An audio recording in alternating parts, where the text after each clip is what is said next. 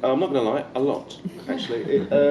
It's really not. I mean, I've never gotten this far in the process in the States in terms of multiple seasons, and so it's really nice because you always get to a point where, you know, if something's been cancelled or if you've only just done a pilot or something, there's a hunger to sort of tell more of the story. And now it feels like, I wouldn't say we're in a comfort zone, but it just feels like we're able to tell our story and keep doing that. And the more characters that we've introduced, the more fun we can have because we can start cross-pollinating these characters and doing more with them. And the fact that our audience have really sort of run with it and embraced the show the way they have has been rather wonderful. Congratulations. Thank you. Well, Dee had mentioned that what brought up the irony of Lucifer and Amenadiel. Amenadiel often gets mad at Lucifer for things that he also does, but he said that the difference is that Amenadiel learns from his mistakes. Is that a thing that you would agree with? Oh, absolutely. I mean, Lucifer seems to have moments that really land on him where he feels like he might have learned something, but you know, that's always sort of fighting with his instincts. And so to unlearn something isn't as simple as just like it happening once to him. It's a slow process of integration into humanity, I would say. And you know, he's not really understood the concept of emotion yet, and how that can take you and how that can control you. And you know, we always thought of Lucifer as a bit of a teenager, and he has that kind of like, you know, that kind of F you to the world when things aren't going in his way, and that's sort of like that's basically where I sort of place his wisdom level. When it comes to humanity, obviously knows a lot about a lot of other things, but humans, he's still got a lot to learn. So Lucifer's an extremely complex character. There's so many facets to him.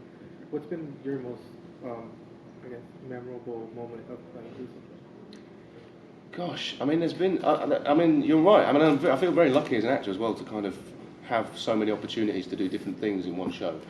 I think, you know, one of my standout moments, and I will always remember it as a standout moment on any job I've ever done, was the Piano Duel that I did with Father Frank in The Priest Walks into a Bar.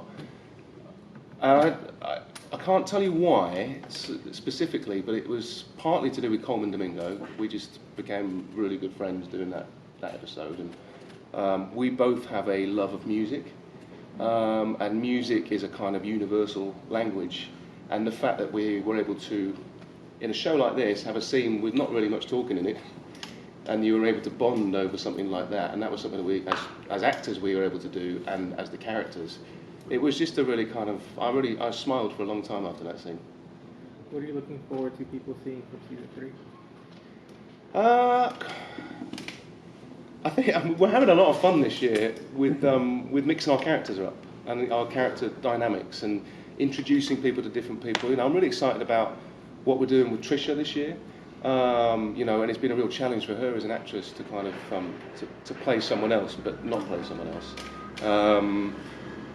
So just the overall, you know, the overall feeling of we're onto something here as a show, and we feel confident about where we're at, and being able to just play with that and feel confident that people will respond to it. Thank you. What's most exciting about working on the season for you? Well, you know, moving the show back to LA was a big deal. It was, you know, we started the process here. We did the pilot here, and LA was this wonderful backdrop for this show, and it spoke volumes about the show. It was a character in the show, and then, you know, we weren't able to embrace that so much while we weren't shooting there. But now we're back here. We're really able to kind of, you know, open the show up to that again. And that's been great, because you know, some scenes that we would have shot elsewhere previously, we're now able to go, why don't we put it here? That'll look great. And you know, you forget when you live in LA for a while that a lot of people haven't been here, and so they have an imagination of what it is, and to be able to sort of fulfill that imagination is quite satisfying. talk about the logistics of filming in Los Angeles. Has it been difficult at times? It's a busy city. It's an expensive city to shoot in. Well, economically, I can't answer that question. Right. I would imagine so. Although the California tax credit thing that's happening, and they're getting better and better at bringing helping bring shows back, which is great for California and great for Los Angeles because you feel like stuff should be made here. But logistically, it hasn't. From our side of things, it hasn't made a difference. Well, I mean, what it has changed is like coming to the studios is quite a magical thing. I still get a little buzz coming in every day. You're at Warner Brothers Studios, and there's all this history and stuff being made here, and we're having fun.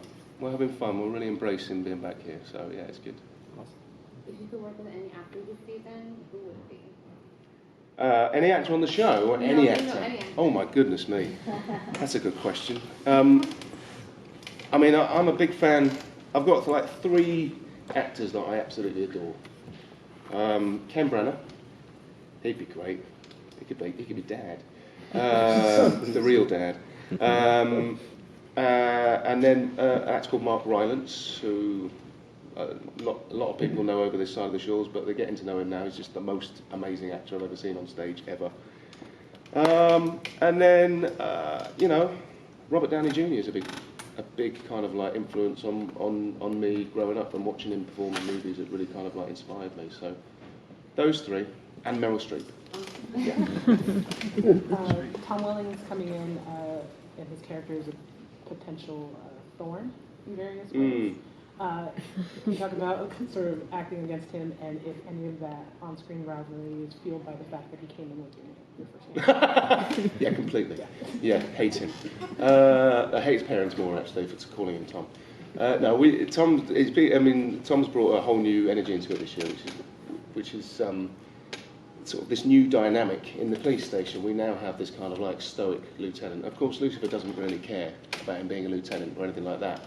But they do literally stand toe to toe because we're like both 6'3", and the main thing about Tom's character is that he takes the eye of a certain detective Decker, and the way that falls on Lucifer is quite confusing for him because he's made a decision that he and the detective are simply that. They have a great partnership at work, but it could be no more than that because of everything he's found out.